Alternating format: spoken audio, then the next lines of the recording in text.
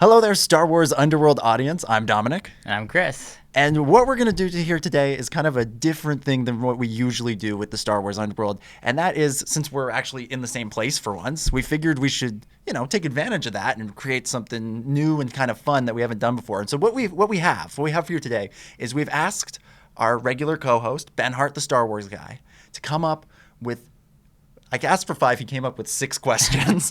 One for each of Grogu's stops. Yeah, there we go. 6 questions for us about Star Wars and a few other things that he's always wanted us to answer. And so we're going to go through them, give our answers, and this one's for you, Ben. See what you think. So question one.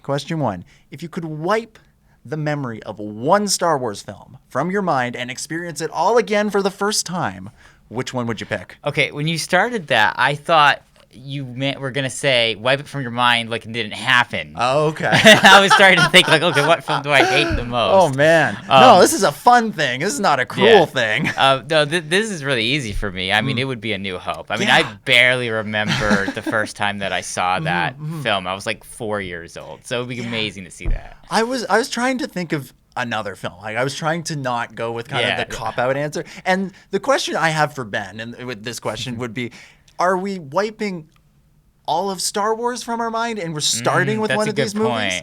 Because if that's the case, obviously A New Hope. You want to go with that. But if not, I'm sort of thinking I might want to give The Last Jedi another go. Because the first time I watched The Last Jedi, wasn't a fan. Yeah. But it's grown on me over time. And now I really like it. And I almost would like a do-over of that first time viewing experience. So I was sort of thinking I might try Last Jedi that way.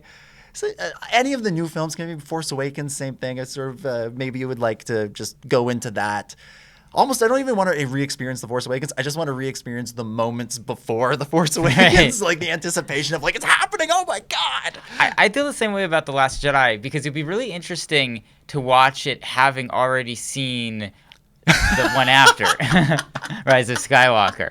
Yeah. Because having already seen Rise of Skywalker, The Last Jedi would make more sense. I mean, at least in my opinion. Yeah, right, so I actually think I would like it more. Like now I like The Last Jedi more because of the Rise of Skywalker. So I think I would like it more. So I would. I agree with you on maybe give that. Last Jedi another go. Interesting. I'm surprised we reached a consensus on that one. Yeah. Well, there's a good reason to watch any movie again for the first time. True. But there's a lot of good ones for that one. If it's just in terms of like the experience of seeing it the way, if we're replicating the exact way we saw it the first time, Rogue One. That was fun, when we went and saw Rogue One, we saw it at the Chinese theater in Hollywood, and just the way everybody was going crazy with everything. Like, I'll never forget when Red Leader and Gold Leader came on the screen, and the whole theater went crazy. Yeah. Before we even get to the Darth Vader scene at the end, it was Red Leader and Gold Leader. Yeah. And so just that energy, I'd like to experience that again. So yeah. I guess either A New Hope, The Last Jedi, or Rogue One. Yeah. That's not really answering Ben's question, which when he sent it to me, had the word one in all capitals. So, you know what? Let's go Last Jedi. I'm going to go Last Jedi on that one. All right. Question two. If you had your own set of Mandalorian armor, and you could only have one gadget attached, flamethrower, whistling birds, jetpack, that sort of thing, what would you pick? So for me, I think there's really only one answer to this question, and that's the jetpack. Because the jetpack is perfect because for 2 reasons. One, if you need to get out, if you need to make a quick escape, you can make a quick escape. But it also, if you want to stay and fight, it gives you the ultimate Star Wars power, the ultimate Star Wars ace up your sleeve, which is the high ground.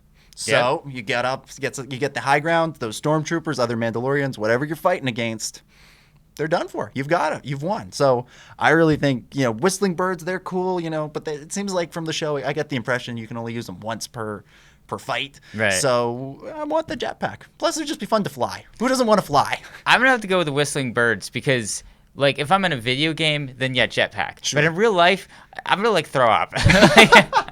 Like, I'm not a roller coaster person. I'm not a heights person. Yeah. Like just visually imagining myself flying like that with, I don't know. You're like, no, I don't for think me. I would like it. So, and I've seen that go south. And of course, you know that the downfall of every Mandalorian is once their jetpack goes out, they're in trouble. Like happened to Jango and happened to Boba. Yeah. So I don't know if I want to do that. I'd rather have those whistling birds to get out of a jam. Yeah, that is. They are a good like get out of jail free card. Yeah. Like, if you're surrounded, just boop, Yeah. and you're all set. Yeah. All right. So we got one whistling birds, one jetpack. All right. And question 3. Now this is for the diehard Star Wars Underworld fans, the ones that have been listening and are in on the in jokes. If you had to order each other's meals at IHop, what would you pick for them? And we're just gonna, because Ben is trying to turn us against each other, I feel like he's trying to do a divide and conquer thing. We're also gonna pick Ben's meal at IHop. Ooh. So I don't know. What would you pick for me? Okay, so I would want, first of all, IHOP needs to add poutine to their menu. Like, Some kind of pancake poutine. Because I was gonna say like maple pancakes, but then there's maple syrup on the pancakes. That's just pancakes. There's no point. So I have to add some other Canadian thing in there to make it work. So I would say poutine pancakes. Poutine pancakes. Would that be like fries with pancakes, and then I guess it would have to be a maple syrup. You wouldn't put gravy on that and then some cheese in there, or would it be like, I don't even know. Would you replace the fries and just put like pancakes in a thing and then pour gravy on it? Like what would maple or what would It would be a sandwich. pancakes? It would be a sandwich. So you'd have one pancake, and then you'd have the full poutine with the gravy on top of the pancake, and then you'd put another pancake on top, and then maple syrup on top of the whole thing. Oh my God! Yeah, poutine alone is one of those things that, like, as you're eating it, you can feel your arteries clogging, and we're just like making it worse with all of that. All right. So pancake poutine is apparently we've invented a new thing for you here on this show. Yeah, iHop, we're your marketing and we're your product development now. And your promotion. Yeah, we got it all. Not sponsored. That's what we should say about hashtag not sponsored. All right. So what would you pick for Ben though? Okay. There has to be a such thing as a barbecue pancake. It's got to be. There's got to be a thing. Yeah. So it would be the barbecue pancake. Just a pancake with barbecue sauce. No maple syrup. Just barbecue sauce. That actually doesn't sound terrible. Like I could see that being all right. Yeah. All right. What about you? So look, like I said, I don't want Ben to divide us up here. And I know you're vegan, so I'm getting you a salad. I'm making them make you a salad. You can make anything vegan. You don't have to eat salads. You just don't put milk or eggs in the pancakes. And So we're doing some kind of vegan pancake. I don't know how you. I guess yeah. Okay, you make that, and that's not a thing on the menu already, though, is it? No, which is so disappointing. So we're inventing a new thing. Yeah, come on, iHop. You need vegan pancakes. So we've invented some vegan pancakes for you, and then for Ben, because he's doing this divide and conquer thing. He's going to have to deal with IHOP's worst marketing decision of all time, and he's going to have to get a burger. You're getting a burger, Ben, at IHOP. So IHOP. You're going to the IHOP. All right. Question 4. If you could live in the Star Wars galaxy and be BFFs with any character, who would you choose? Well, I mean, I would say Padme, but I'd want to be more than BFF, so I don't know if that counts. Yeah, and you'd have her ex would be always breathing down your throat, breathing down your neck. So constantly couldn't be able to walk into any dark hallway because just at the other end you'd see a red lightsaber turn. If we're going for just friends, Quinlan Voss, because he sounds like he's chill. Yeah, he's not gonna be mad at you for anything. Like your dark side, light side, he doesn't care. He's all good with that stuff. Yeah. I'm gonna go with R2D2. Ooh, I feel like he's he can help you get out of any situation, but he's also gonna get you into some wild and crazy situations. So I feel like R2 would be a lot of fun, but that would also mean I'd have to learn how to speak droid, which I'm bad at learning languages to begin with. So I don't. Well, then you're good. You don't need the jetpack because you can just get on R2 and ride him. Fly me away. Yeah. All right, so we got R2, we got Quinlan Voss. Okay, and then now question 5: who besides George Lucas? George Lucas is not an acceptable answer for this. Is your dream guest for the podcast. Oh, that's Natalie Portman. Natalie Portman. That's easy. I mean, I would be totally content to have a conversation with Natalie Portman and not talk anything about Star Wars. Okay. Like, she went to Harvard. True. You could ask her about her rap career. Yeah. Like, she's a very intelligent person. And, I'd love to talk to her. Natalie Portman, yeah. I think kind of the cop-out answer for this one would be to say Dave Filoni. To have like a long form, like 2 hour sit down with Dave Filoni would be really interesting. But I'm going to kind of go a little bit old school, maybe a little off the board, and say Marcia Lucas. Oh, I'd like to get her take. Yeah, I'd like to hear about the production of Star Wars from somebody who was there, who experienced it all, but also isn't necessarily towing the company line. Right. Isn't gonna tell you the exact perfect version that you hear about in like the making of Star Wars books. Yeah. So I'd like to hear what she thinks of that, and I'd be curious to hear what she thinks about the new movies. Like not even, I don't even mean Force Awakens and beyond. I mean like Empire Strikes Back, and the Phantom Menace, like all of the ones that she didn't work on. I'd be curious to know what she thinks of them. Yeah. She did talk a little bit about, I think, the new movies in a recent interview. And, from what I can tell, not a huge fan. So it would be interesting to really pick her brain on, what made that original film work and what she thinks of the subsequent ones. All right, final question. Question 6. It's a would you rather question. Oh boy. Would you rather have a cameo or small role in a Star Wars film, but you can never see that movie? Or you get to direct a Star Wars film, but it's guaranteed to get 0 on Rotten Tomatoes. This is a tough one. Yeah. Oh my gosh.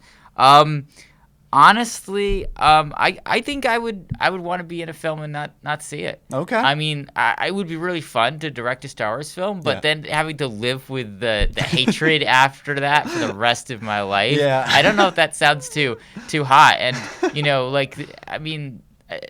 I don't listen to a lot of Star Wars podcasts because I'm in Star Wars podcasts. If I had to choose between listening to a podcast and being on a podcast, I'd rather be on a podcast. And so I feel like I'd have the same reaction to Star Wars. Like I think honestly being in a Star Wars movie and being on that set, that would be a cooler experience than watching it. Yeah, that would be pretty cool. So I would just want to be in it and I'll have a conversation with somebody who's seen it, and they'll tell me what happened, and I'll have a million versions of the movie in my head, and I'll have to piece together what ended up on screen. Like, do you get to see none of it, or can you get like an 8x10 glossy of yourself in one frame, so then you can go to conventions and sign and make $15 an autograph for the rest of your life? Yeah. Like that might make it worthwhile. That would. Yeah. I would want to direct the Star Wars movie but get the 0 on Rotten Tomatoes because ultimately what it would mean is I would get to make the Star Wars movie that I want to make, and I would get to make the Star Wars movie that I want to see. And I would if everybody else hates it, at least I could sit down and watch it and go, I like this. This is the Star Wars that I'd like to see. And, 0% on Rotten Tomatoes, well, okay, I'll just go live in the woods for the rest of my life. I'll become a hermit living out just somewhere where nobody can find me, and I won't have Twitter. So, honestly, I can't believe Rian Johnson is still on Twitter. The amount of hate he gets for Last Jedi, undeservedly so, in my opinion. I don't think it's. I like Last Jedi, as we were talking about earlier. So it amazes me that he's willing to just. I'm sure his mentions are garbage, and it's completely understandable that like J.J. Abrams, I think he tweets once every 6 months, and it's always just check out the new trailer for my movie, and I can understand why you just even when you make movies that half the people like and half the people don't like, you're gonna get some crappy mentions on Twitter. So I understand why he's gone the no social media route. So there you go. There's 6 Star Wars questions that Ben Hart, the Star Wars guy, has always wanted to know the answers to from us. So that's it. Make sure what do we say at the end of the podcast? Like and subscribe. Check out the YouTube versions of our full podcast episodes each and every week. We record those at Thursdays at 9:30 p.m. Eastern time, and then they're available to watch afterwards, and they're also available to listen to on Spotify and Apple Podcasts on Friday mornings. So there you go. Thanks for watching. It's a wrap.